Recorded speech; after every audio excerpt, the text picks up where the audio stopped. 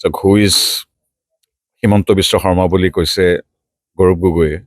গৌৰৱ গগৈ জনাই থওঁ যে ভাৰতৰ ভিতৰতো অন্যতম এগৰাকী কৰ্মদক্ষ মুখ্যমন্ত্ৰী বুলি চিহ্নিত স্বীকৃত সমাদৃত আৰু প্ৰতিটো নিৰ্বাচনতে অসমবাসীৰ দ্বাৰাও স্বীকৃত বিগত 4টা দশক জুৰি সমাজ সেৱা ছাত্ৰ জীৱনৰ পৰাই স্কুলীয়া ছাত্ৰ জীৱনৰ পৰাই সমাজ সংস্কৃতি ৰাজনীতিৰ সৈতে জড়িত এগৰাকী ব্যক্তি।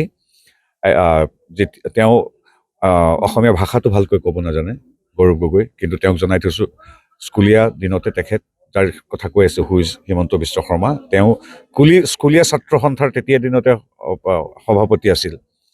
অসমীয়া ভাষা গৌৰৱ গগৈ ক'ব নাজানে, কিন্তু অসমীয়া ভাষাত সুললিত বক্তব্যৰে তেতিয়াৰ দিনতে শ্ৰেষ্ঠ তাৰ্কিক হৈছিল। কটনৰ দৰে এখন আগশাৰীৰ তেতিয়াৰ মহাবিদ্যালয়ৰ 3বাৰৰ সাধাৰণ সম্পাদক। গৌৰৱ গগৈয়ে হয়তো ফ্ৰেঞ্চ, ইংলিছ, পাকিস্তানী ইত্যাদি চিৰিয়েল, চিনেমা ইত্যাদি চায়, কিন্তু তেওঁ নাজানে হুইজ হিমন্ত বিশ্ব বুলি কোৱা জন শিশু অৱস্থাতে ককাদেউতা নাতিহাতীৰ দৰে চিনেমাৰ ছুপাৰহিট চিনেমাৰ শিশু নায়ক আছিল। পাপনিকু সংবাদ যিবিলাক চিৰিয়েলে অসমৰ গোটেই চিৰিয়েল বা অভিনয় উদ্যোগটোক আগুৱাই নিছিল, পাপনিকু সংবাদৰ তেখেত প্ৰযোজক আছিল। মই ৰাজনীতিলৈ এতিয়া অহাই নাই।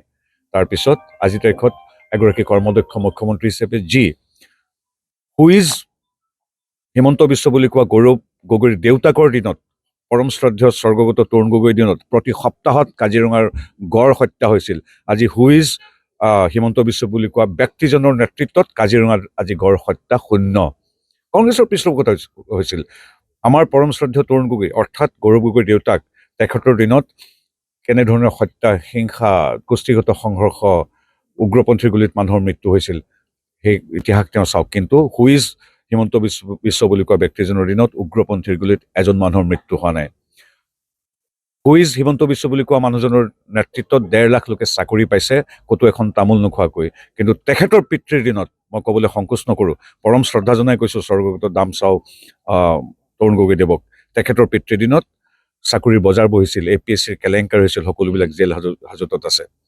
তেওঁৰ গোটেই ইতিহাসটো চাওক। গতিকে এতিয়া তেখেতৰ এই বিলাত ফেৰত এগৰাকী ৰাজপুত্ৰৰ কথাত নহয়, 3.40 লাখ অসমবাসীয়ে ইতিমধ্যে স্বীকৃতি দিছে যে অসমৰ এগৰাকী অন্যতম শ্ৰেষ্ঠ ৰাজনীতিক হ'ল ডক্টৰ হিমন্ত বিশ্ব শৰ্মা, যি 1.5 লাখ চাকৰি যিদৰে দিছে, 1.5 লাখ বিঘা মিয়াই দখল কৰা ভূমি উচ্ছেদো কৰিছে, যিটো তেওঁলোকৰ পৰিয়াল, তেওঁলোকৰ ৰাজনৈতিক দলটোৱে পৃষ্ঠপোষকতাৰে সমগ্ৰ আমাৰ খিলঞ্জীয়া মানুহৰ ভূমি, বনাঞ্চল সকলোবিলাকে এৰিছিল। গতিকে হুইজ হিমন্ত বিশ্ব শৰ্মাৰ বিষয়ে মই জাষ্ট মাত্ৰ এইটো মাত্ৰ এটা প্ৰিলিউড, মাত্ৰ কেইষাৰমানহে ক'লোঁ।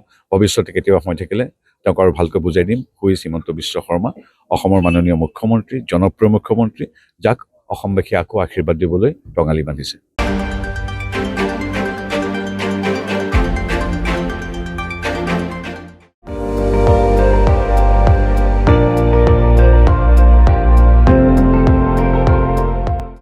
আপুনি চাই আছে ND24, সৰ্বশ্ৰেষ্ঠ নহয়, সৰ্বোত্তমৰ দৌৰ।